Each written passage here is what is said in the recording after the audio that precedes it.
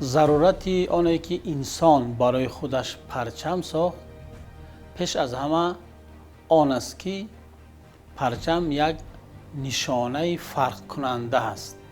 як нишонаи фарқкунанда ва як рамз ва чизе ҳаст ки бо ҳамон инсонро мешиносад. اگر به دوره قدیمترین نظر کنیم، هر یک قوم و قبیله که بود، همون قوم و قبیله که یک رمزی داشت. از اون را همین یک پرچم بر این یک نشانه داشت که قبیله از قبیله دیگر کلان فرق میکرد، با همینش فرق میکردن. چی در دوره این تو دوره پیدا شدن امپرای جهانی، لیکن همین یک رمز اساسی جدا بودن یک قبیله از قبیله دیگر بود، یا اولاد از اولاد دیگر یا دولت از دولت دیگر. پرچم همه وقت در دور زمان در نبردها و بوی دادن پرچم این معنای مغلوب شدن همون قبیله و قوم دیگر را داشت. این هم همین عنعنه تا دوام کرد. پرچم بردار هر کس نمیشد. پرچم بردار همون شخص شجاع و همون شخصی که نسبت نظر به دیگران برتری خوبی داشت. اون کسی که پرچم میگیرید و عهده‌داری بلند به ذمه میگیرید. بنابراین ببینید که در وقت نبرد هم حرکت میکرد که همون پرچم بردار را از بین بردارن. لیکن شخص دیگری بود که این پرچم گرفته و دوام میداد.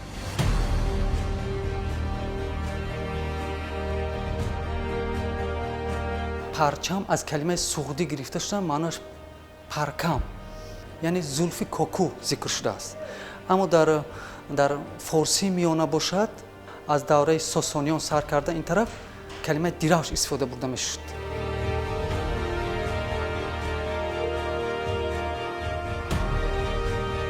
قدیمترین پرچم دنیا از حدود آریانا در وقت حفریات باستانشناسی کشف شده است که این پرچم یک پرچم فلزی است و البته چطوری که طریق تحقیقات های شیمیایی اثبات کردن با سنجش فلز همین پرچم که این پرچم فلزی است، این پرچم زیاده از 5000 سال تاریخ دارد. شما ببینید که آن زمانی که هنوز قدیمترین کتاب نیاگان ما اوستا تالیف نشده بود، لکه نیاگان ما پرچم داشتند و قدیمترین پرچم هم از شهر کرمان کشف شده است. با آن یک سوژه خیلی عجیب دارد که در این پرچم مربع که شکل چارکنجه دارد، در اینجا یک ابراز ایزدی در قسمت بالایش تصویر شده است و در روبروی این یک عالیه، یک زن تصویر شده است و در قسم پایانی بعضی جانوران و خزنده ها از جمله در آنجا مار، شیر و بقع تصویر شدند که ما این تصویرهایی که در پرچم هستند این در دیگر یادگاری های تاریخی هم مشاهده می نماییم.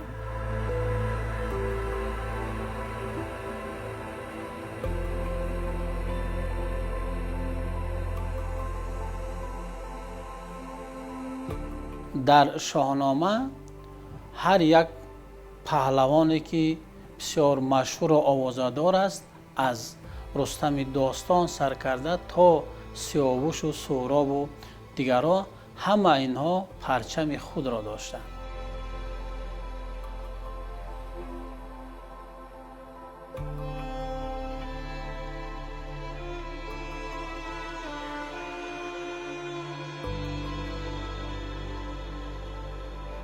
در زمان هخامنشی‌ها به طور مشخص پرچم یا که درفش انتخاب شده بود و حتی در وقت حفریات باستانشناسی از یک موضع تاریخی از حدود هخامنشی‌ها یک بازیافت مربع سنگی یافت می شود که 4 طرفش سوراخ داشت و در مرکز همین بازیافت یک عقاب بالگشاده تصویر شده است که این عقاب بالگشاده به شبهه парчами даврони Куруши Кабир буд ва баъди марги Куруши Кабир ҳам ин парчам аз ҷониби шоҳаншоҳони дигари ҳахоманишӣ истифода мешавад.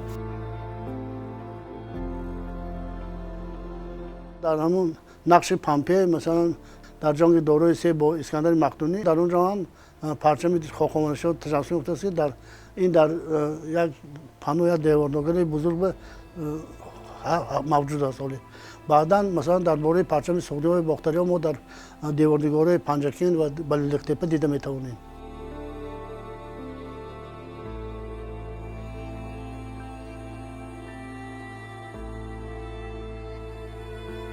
маънои Бағдод худодод мешавад. Бағ ин воҷаи қадимаи ориёии форсӣ аст ки маънояш худо мешавад, хай додаш маълум худодод ки имрӯз ин ном дар байни тоҷикон машҳур аст.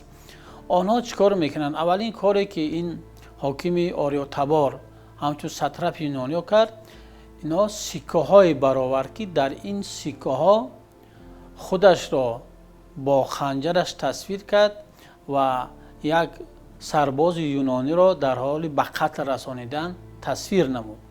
ва дар тарафи дигари сикка бошад, ӯ худашро дар тахт тасвир кард ва дар дасташ як сумбулаи давлат дошт ва дар рӯ ба рӯяш анамон дирафши замони ҳахоманишиҳоро ки аллакай дар асри 6 пеш аз миллод ин қабул шуда буд ҳамчун рамзи империяи ҳахоманишиҳо, анамин дирафши замони ҳахоманишиҳоро Бағдод дар сиккаҳои худаш тасвир кард ки ин пеш аз ҳама нишонаи як шинохти, як нишонаи ҳуввияти миллии анамин Бағдод буд.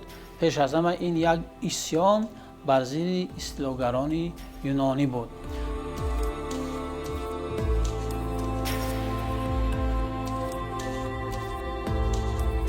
мо дар деворнигорҳои Панҷакин оиди парчами суғдиён ва дар Балилиқтепа оиди парчами бохтариён маълумот дарёфт карда метавонем ки парчам аз матои сурх буда ду забонаи оташ аз қисми охираш ду забона дошт ки мисли забонаи оташ ва рангаш сурх буд.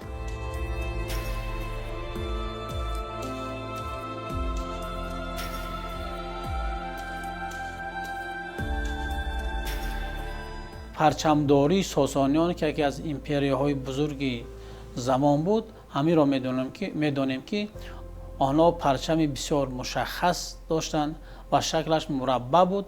ҳатто парчами замони Сосониён ки ба парчами даврони ҳахоманишӣ монандӣ дошт, нисбати парчами замони ҳахоманишиҳо бо сангҳои қиматбаҳо оро дода шуда буд. ва яке аз сабабҳои оне ки арабҳо баъди ишғоли масалан Ирон, баъди шикаст додани Сосониён, ин парчами Сосониёнро ғанимат мегиранд ва онро байни худ пора карда, ҳамчун ғанимат онро пора карда аз худ мекунанд. ҳамин буд ки дар парчами Сосониён сангҳои қиматбаҳо хеле зиёд буд.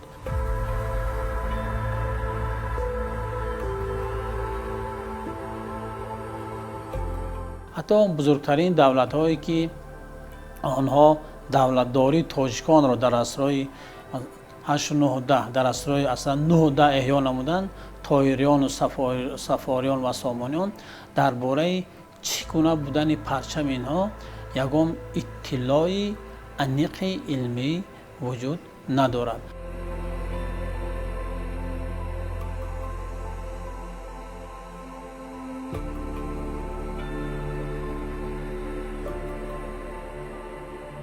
мо танҳо дар бораи парчамдории як бахши Хӯросон дар замони шӯриш ё исьёни Абумуслими Хӯросонӣ медонем ки парчами Абумуслими Хӯросонӣ ки бар зидди умавиё қиём намуд ва умавиёро аз байн бурд ва аббосиёнро бар ҷои онҳо нишонд, як парчаме дошт ки рангаш ранги сиёҳ буд. ва дигар он парчамҳое ки дар ин замонҳо буданд, албатта онҳо як рамзҳо ё ки матнҳои динӣ доштанд. агар мо аз замони Сомониён то агар мо ибтидои асри 20 аморати бухороро агар мо мисол биёрем, дар инҷо дар бораи парчамдорӣ аз иттилоъ хеле кам аст.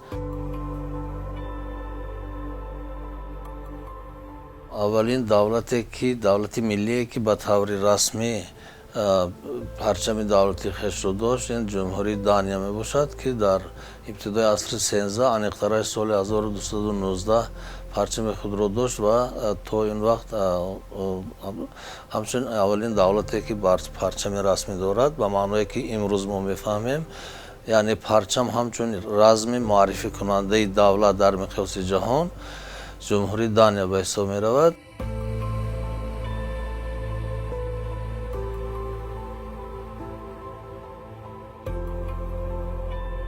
моҳи феврали соли 1929 байрақи расмии ҷумҳурии шӯравии социалистии Тоҷикистон, мухтори шӯравии социалистии Тоҷикистон қабул гашт, ки он аз як матои сурх ва дар қисмати болоии он нишони давлатии ҷумҳурии Тоҷикистон гузошта шуда буд.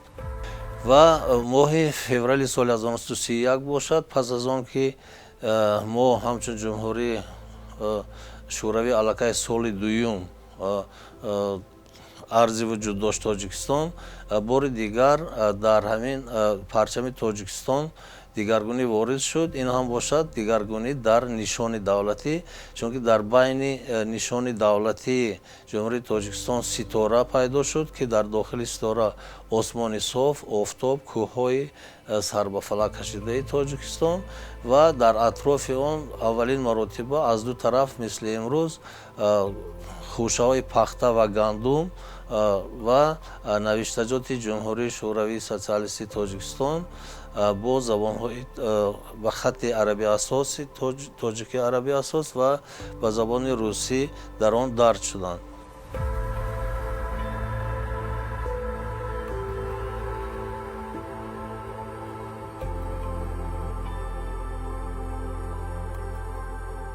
ва охирин парчаме ки дар давраи ҳокимияти шӯравии соли 1953 қабул карда шуда буд, масалан худи академик Бобоҷон Ғафуров рассоми парчами Тоҷикистонро ба ҳузури худ қабул кард ва ба он пешниҳод кард, ки ранги сабз ва ранги сафед ва ранги сух, ки он дар фарҳанги тоҷикон дида мешавад, муқаддас мебошад, агар хуб мешуд аз ин рангҳо истифода мебурдем. ва ҳамин буд ки ин парчам ки соли 1953 қабул карда шуд ва ин се ранг дар ин парчам дида мешуд, ки он то соли 1992 ҳамчун парчами ҷумҳурии Тоҷикистон буд.